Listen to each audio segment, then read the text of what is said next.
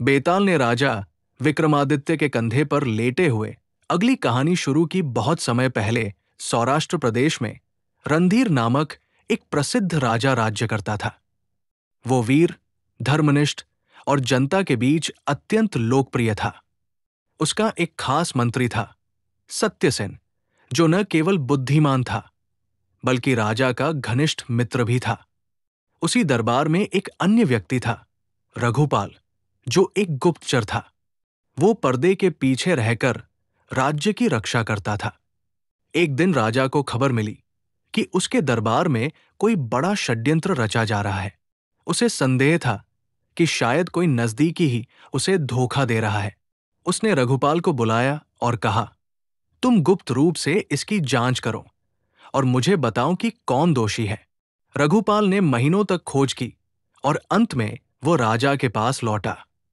उसने सिर झुकाकर कहा, राजन, मुझे दुख है, पर षड्यंत्र करने वाला और कोई नहीं। आपका प्रिय मित्र मंत्री सत्यसेन ही है। राजा स्तब्ध रह गया। उसने सत्यसेन को बुलाया और कहा, क्या तुमने मेरे विरुद्ध षड्यंत्र रचा है? सत्यसेन ने शांत भाव से उत्तर दिया, राजन, मैंने कुछ भी गलत नहीं किया। मुझे नहीं पता किसने आपको क्या कहा है, पर मैं निर्दोष हूं। अब राजा दुविधा में था। एक ओर उसका प्रिय मित्र था, दूसरी ओर उसका विश्वसनीय गुप्तचर। राजा ने एक योजना बनाई। उसने दोनों को एक एक सीलबंद पत्र दिया और आदेश दिया कि वे अलग अलग मार्गों से राज्य के सीमांत प्रदेश में जाकर इसे सैन्य प्रमुख को सौंपे। पत्र में लिखा था, जिसके हाथ ये पत्र पहुंचे उसे तुरंत मृत्यु दंड दिया जाए। दोनों ने आदेश का पालन किया और सीमांत पहुंचे, लेकिन वहां मौजूद एक पुराने अधिकारी ने दोनों पत्रों को खोलकर पढ़ लिया। उस अधिकारी ने तुरंत राजमहल सूचना भेजी। रघुपाल वाला पत्र असली था।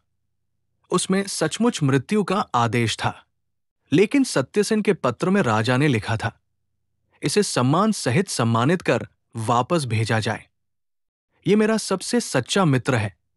इससे सिद्ध हो गया कि राजा सत्यसेन की निष्ठा की परीक्षा ले रहा था और रघुपाल की नीयत परखना चाहता था। बाद में राजा ने सबके सामने कहा, मित्रता केवल संदेह से नहीं टूटनी चाहिए, लेकिन सच्चे गुप्तचर का भी परीक्षण जरूरी है, क्योंकि राज्य की रक्षा बुद्धिमत्ता से होती है, न केवल विश्वास से। अब बेताल राजा से बोलता है, राजन, बताओ, इस कहानी में राजा ने न्याय किया या नहीं? क्या उसका तरीका उचित था? और दोनों में से अधिक योग्य कौन सिद्ध हुआ, सत्यसेन या रघुपाल? राजा विक्रम बोला, राजा ने न्याय अवश्य किया, पर उसकी परीक्षा की विधि अत्यंत कठोर थी। उसने दो जीवनों को खतरे में डालकर सत्य जानने की कोशिश की, परंतु यह भी सत्य है कि वह दोनों की निष्ठा परखना चाहता था। सत्यसेन अधिक योग्य सिद्ध हुआ, क्योंकि उसने राजा पर बिना विरोध के विश्वास किया। रघुपाल ने कार्य तो किया, पर शायद वो पूरी जांच किए बिना निष्कर्ष पर पहुंच गया। यह राज्य के लिए खतरनाक हो सकता है। बेताल हंसते हुए बोला, राजन, तुमने एक बार फिर बिल्कुल न्यायपूर्ण उत्तर दिया, पर तुम बोल पड़े और मैं फिर उड़ चला और वो फिर से पीपल के पेड़ पर जा लटका।